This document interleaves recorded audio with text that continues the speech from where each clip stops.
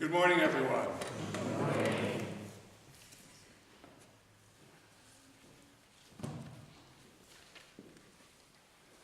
What is it about we human beings and the concept of newness? New and improved Campbell's soup. Gotta get it, gotta try it. Yeah. New iPhone. Oh, gotta have that. Yes, let's move from the East Coast to the West Coast without having jobs. Let's just start over again. This relationship is toxic for me. Let's get a new one and start over. The new rector of St. Thomas of Canterbury will usher in the promised land and the kingdom of heaven. Or the promise that was made by every Chicago mayoral and aldermanic candidate for election, throw the bums out.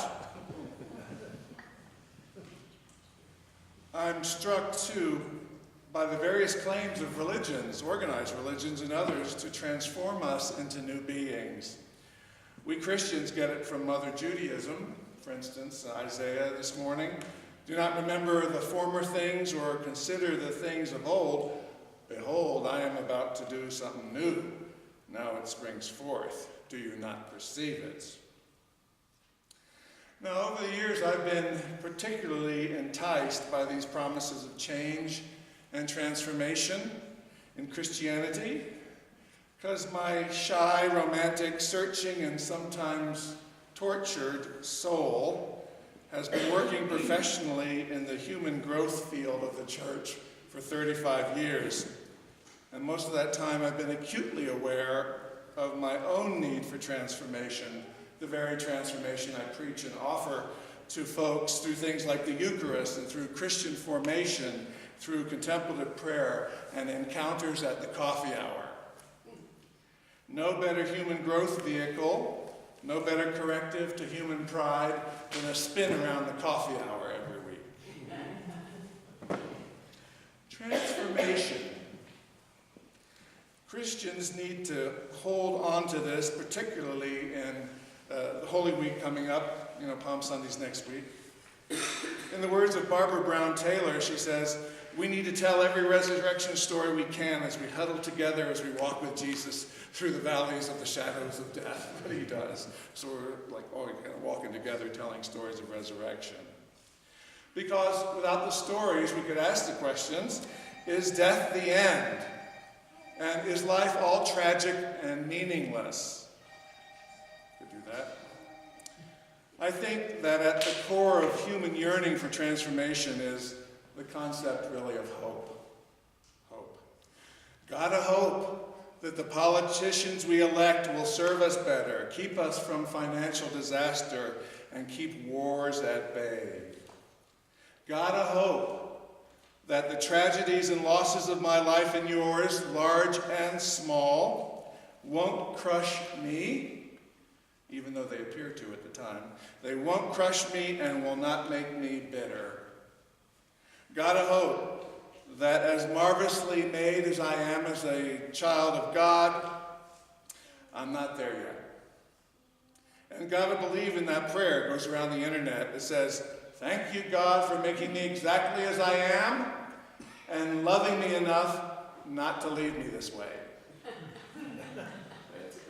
Gotta hope that life is not comprised solely of death and taxes, but love and engagement and possibility and hope.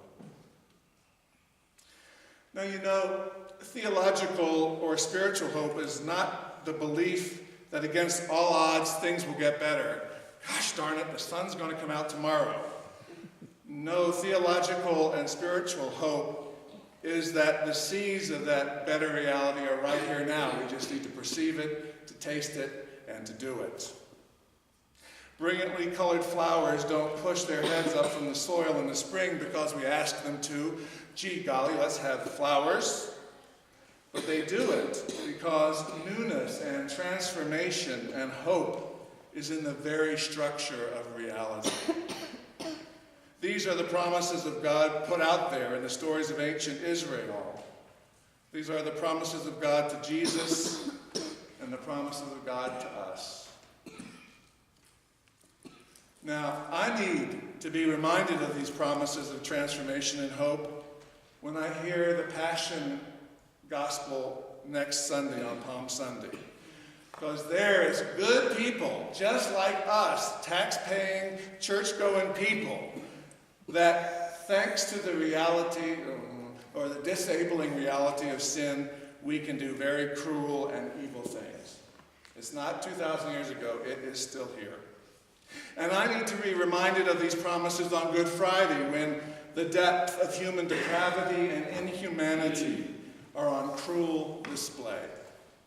And I need to be reminded of these promises on Holy Saturday when, stunned by the grief of Good Friday, questions start settling into my soul. Is it worth it? Does evil always triumph? Is death the end? Is goodness and nobility always squashed by the forces of chaos and control and fear? Hope. Sustaining hope, life-giving hope, sure and certain hope. The transformation of your soul and mind into the soul of God. Is that a realistic promise? Is that doable? Well, Christ bet his life on it. Those who sowed with tears will reap with songs of joy. Those who go out weeping, carrying the seed, will come again with joy, shouldering their sheep.